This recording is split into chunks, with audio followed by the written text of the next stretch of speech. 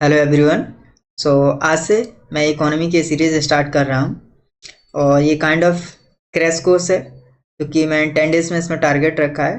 10 days में cover कराने का प्रयास करूँगा, ठीक है। और एक क्रेडिबिलिटी मैं दे दूँ कि जो रिसोर्सेज मैंने अपने 2025 की फिल्म्स में यूज़ किए थे उन्हीं रिसोर्सेज को यूज़ करके मैं सीरीज को एक बेहतर तरीका से, बेहतर ढंग से समझाने का प्रयास करूंगा जो कि सभी लोगों को समझ में आए, बेसिक कॉन्सेप्ट के साथ, ठीक है।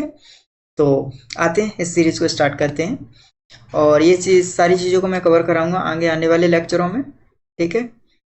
पहला पहला लेक्चर है ये बेसिक, ठीक है। और जैसे कि आगे कोई प्रॉब्लम ना आए, छोटे छोटे कंसेप्ट हैं, हालांकि कोई पूछेगा तो नहीं, लेकिन हाँ एक बेसिक बिल्ड करने के लिए जरूरी है। तो देख लेते हैं पहले इनको।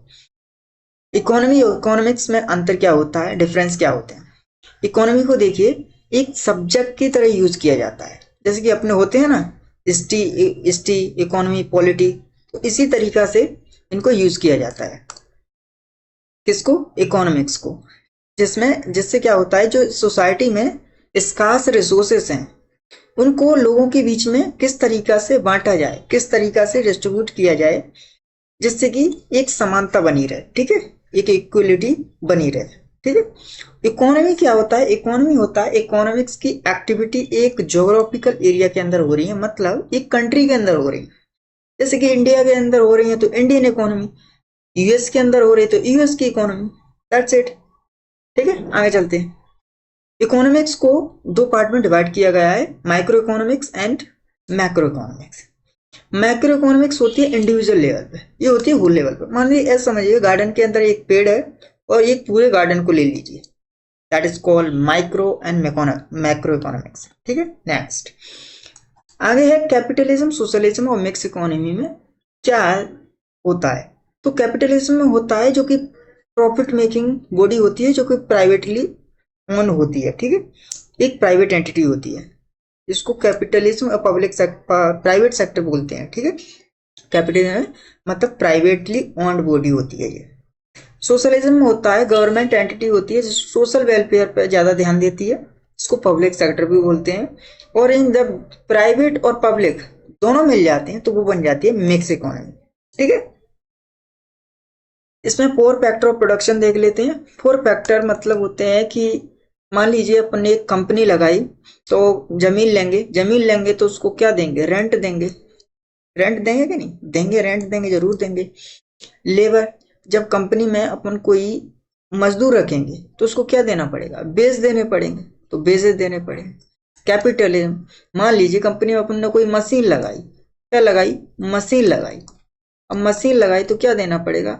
जो अपन उधार लेंगे किसी बैंक से या कहीं से भी तो उसको क्या देना पड़ेगा? इंटरेस्ट देना पड़ेगा। देना पड़ेगा कि नहीं? देना पड़ेगा, इंटरेस्ट देना। एंटरप्रेन्योर क्या करेगा? एक प्रॉफिट कमाएगा और लॉस भी कमाएगा, और इन तीनों सेक्टर को क्या करेगा?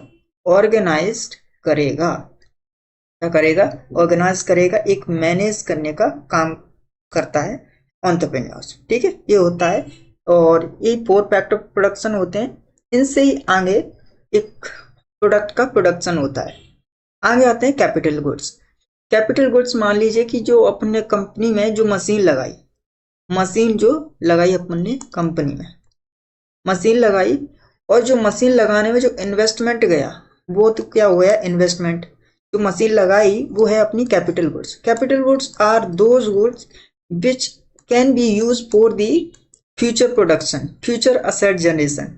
जो फ्यूचर के लिए जो असेट जनरेट करके देती हैं वो होती हैं कैपिटल गुड्स। मशीन ली, मशीन से कोई आगे प्रोडक्ट बनाएंगे, उसको सेल करेंगे, प्रोडक्ट बनाएंगे, तो क्या होगा? एक असेट जनरेट हो रहा है, ठीक है, होती capital goods.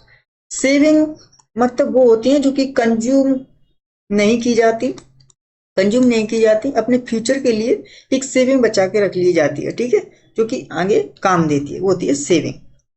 Opportunity cost. Opportunity cost क्या होता है कि मान लीजिए कि एक कपल है, एक कपल है, वो जाता है सिनेमा। कहाँ जाता है? सिनेमा। दोनों बेचारे ले जाते हैं 500-500 रुपए, ठीक है, 500-500 रुपए ले गए, और जो 3 घंटे उन्होंने वहां पे बिताए, ठीक है, इसकी जगह वो क्या कर सकते थे? ठीक है, इसकी जगह पे क्या कर सकते थे? वो कर सकते थे स्टडी, कोई टॉपिक, खत्म कर सकते थे, स्टडी कर सकते थे, कोई टॉपिक खत्म कर सकते थे, ठीक है, कोई टॉपिक खत्म कर सकते थे, ठीक है। तो इन्होंने ये तो गेन कर लिया, लेकिन उसके बदले ये लूज कर दिया, ठीक है, लॉस कर दिया। तो इसके बीच के डिफरेंस को क्या बोलते हैं? अपॉर्चुनिटी कॉस्ट बोलते हैं। मतलब जो पाया और जो करने की बजाय कुछ खोया, उसको क्या बोलते हैं?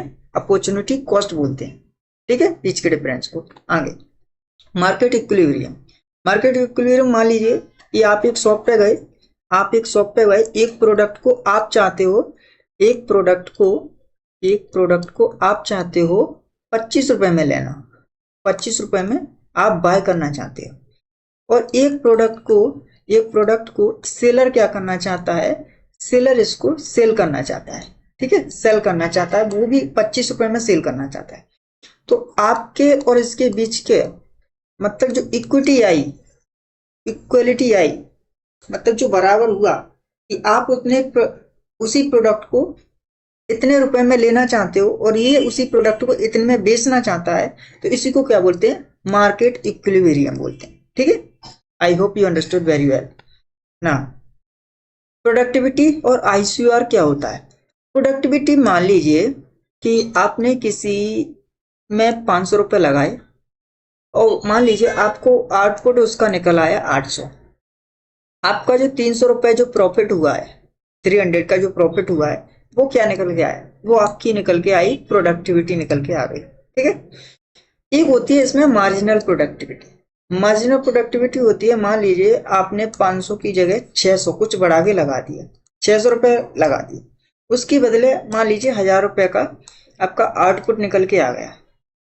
तो इसके बीच का मतलब इसका मार्जिनल कितना हुआ? आपने जो बढ़ा के लगाए उसका जो मार्जिनल कितना हुआ, समझ रहे हो कि मार्जिनल उसका कितना हुआ? यही है, एक है मार्जिनल प्रोडक्टिविटी। उसके बाद समझ लेते हैं आईसीआर क्या होता है। आईसीआर होता है जैसे कि अंबानी है, एक प्रोडक्ट को अंबानी है, एक प्रोडक्ट को 1 रुपए में बनाता है, और एक प्रोडक्ट को जो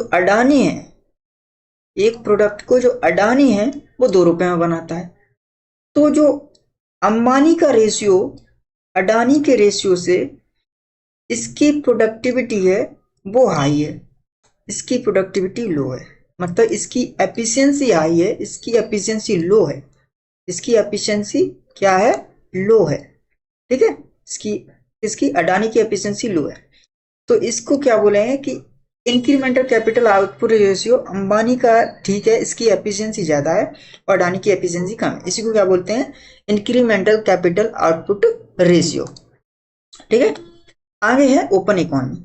ओपन इकोनॉमी कब आई थी आपको पता है? ओपन इकोनॉमी आई थी 1991 में। गवर्नमेंट किसकी थी? गवर्नमेंट थी नरसिम्हा राव की, ठीक है, नरसिम्हा राव की गवर्नमेंट थी। और अपने जो फाइनेंस मिनिस्टर थे वो कौन थे? फाइनेंस मिनिस्टर थे आपके मनमोहन सिंह, ठीक है, मनमोहन सिंह थे, ठीक है, मनमोहन सिंह जी थे, ठीक है। तो तब 1991 से पहले अपनी इकोनॉमी थी वो क्लोज थी। क्लोज इकोनॉमी क्या होती है? क्लोज इकोनॉमी होती है मतलब सेल्फ इंडिपेंडेंट, मतलब जो कंट्री के अंदर जो रिसोर्सेस हैं उन्हीं का यूज करके बस देश के अंदर काम चल रहा है, मतलब ना एक्सपोर्ट हो रहा है ना इंपोर्ट हो रहा है, ठीक है, वो थी क्लोज इकोनॉमी। ओपन इकोनॉमी में क्या हुआ? एक्सपोर्ट होना चालू हो गए, इंपोर्ट होना चालू हुआ, तो इसको बोलते ओपन इकोनॉमी कर दी गई थी। कब? 1991 में इंडिया में, जिससे इकोनॉमी को बूस्ट मिले, क्योंकि उस समय इंडिया फाइनेंशियल क्राइसिस से जूझ रहा था। नेक्स्ट आते हैं, कुछ सेक्टर देख लेते हैं जो कि बहुत ही जरूरी है। 24 में क्वेश्चन भी है, मैं आगे बताऊंगा। प्राइमरी में क्या आता है? Agriculture. Secondary manufacturing, tertiary service, ठीक है, quaternary R&D research and development, quinary top level के डिसीजन मेकर। एक एक से देख लेते हैं। एग्रीकल्चर आता है, ठीक है, प्राइमरी में farming, mining, poultry, egg, fishery, animal husbandry, cattle rearing. मतलब जो रॉ मटेरियल से जो निकल के आता है वो प्राइमरी सेक्टर में ही आता है। इससे रॉ मटेरियल से निकल के आता है, वो किस में आता है? प्राइमरी सेक्टर में ही आया। एक्सट्रैक्शन ऑफ रॉ मटेरियल, और मैं बात यहाँ पे ये इस क्वेश्चन की कर रहा था, 24 में एक क्वेश्चन आया था जो कि माइनिंग एक्सप्लोरेशन है। माइनिंग एक्सप्लोरेशन है, वो किस कैटेगरी में आता है? तो माइनिंग एक्सप्लोरेशन आता है प्राइमरी कैटेगरी। बहुत से लोग कंफ्यूज थे, ठीक है, इवन टीचर भी। तो ये माइनिंग एक्सप्लोरेशन प्राइमरी कैटेगरी में आता है, ठीक है। और हाँ, इसको बोलते हैं red collar job. Red collar job बोलते हैं इसको, ठीक है, ध्यान रखिएगा। सेकेंडरी सेक्टर में मैन्युफैक्चरिंग आ जाती है, ठीक है, जो प्रोसेसिंग होके आती है, रॉ मटेरियल से जो प्रोसेस होके आगे चीजों को फर्दर मूव किया जाता है, उसको क्या बोलते हैं? सेकेंडरी सेक्टर में आती है ये। इसको बोलते हैं ब्लू कॉलर जॉब। क्या बोलते हैं? Blue collar job. Blue collar job बोलते हैं इसको, ठीक है। नेक्स्ट नेक्स्ट है आपका टर्सरी सेक्टर, इसको बोलते हैं सर्विस सेक्टर, ठीक है। इसमें क्या आ जाता है? इसमें आ जाते हैं टीचर आ जाते हैं, डॉक्टर आ जाते हैं, टीचर डॉक्टर। हाँ, इसको बोलते हैं white collar job. White collar job, ठीक है, इसको बोलते हैं व्हाइट कॉलर जॉब। नेक्स्ट आ जाते हैं क्वाटनरी सेक्टर पे। क्वाटनरी में आ जाता है R&D, रिसर्च एंड डेवलपमेंट, और एजुकेशन हो गया, ठीक है, लॉयर हो गए। ये किस में आ जाते हैं? क्वाटनरी सेक्टर में आते हैं। क्वीनरी सेक्टर में कौन आ जाते हैं? जो कि टॉप लेवल के डिसीजन मेकर होते हैं, ठीक है, टॉप लेवल के डिसीजन मेकर, जैसे कि सिविल सर्वेंट हो गए। ये मिनिस्ट्रियल लेवल पे जो डिसीजन लिया जाता है वो हो गए मिनिस्ट्रियल लेवल पे, ठीक है, वो हो जाते हैं क्वीनरी सेक्टर में। एक होता है ऑर्गेनाइज, एक होता है अनऑर्गेनाइज्ड।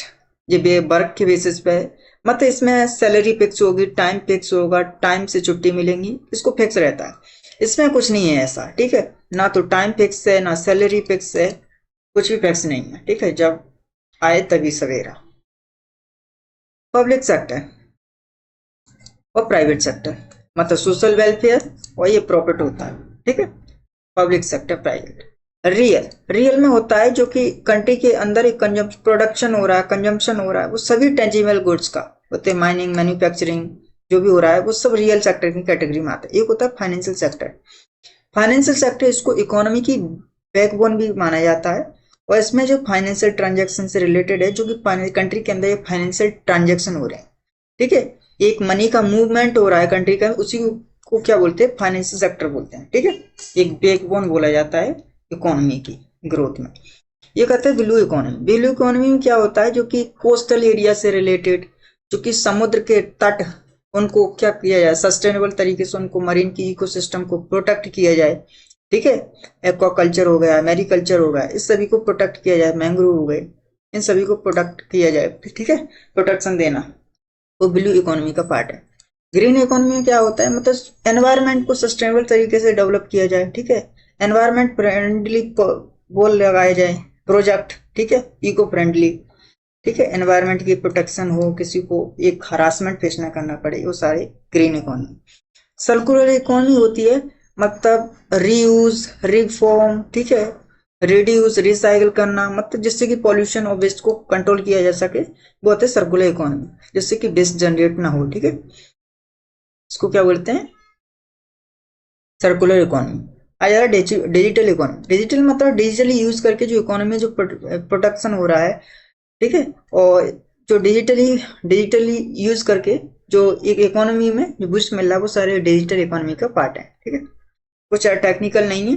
तो ये होता है लेक्चर खत्म, ठीक है, लेक्चर खत्म, और आगे आने वाले लेक्चरों में चीजों को गहराई से समझेंगे, ठीक है, जो कि फिल्म्स के लिए एक बेहतरीन कॉन्सेप्ट की जरूरत होती है, वो मैं देने का प्रयास करूंगा, ठीक है। आज के लेक्चर में इतना ही, और इसमें कोई गलती हो जाए मुझसे, वैसे तो ह्यूमन एरर होता ही है, ठीक है, तो I am really sorry for that, ठीक है। आगे लेक्चरों में अपना बेस्ट देने का प्रयास करेंगे। ऑल द बेस्ट, ठीक है, अपना बेहतर दीजिए और ढंग से पढ़ाई कीजिए। Thank you.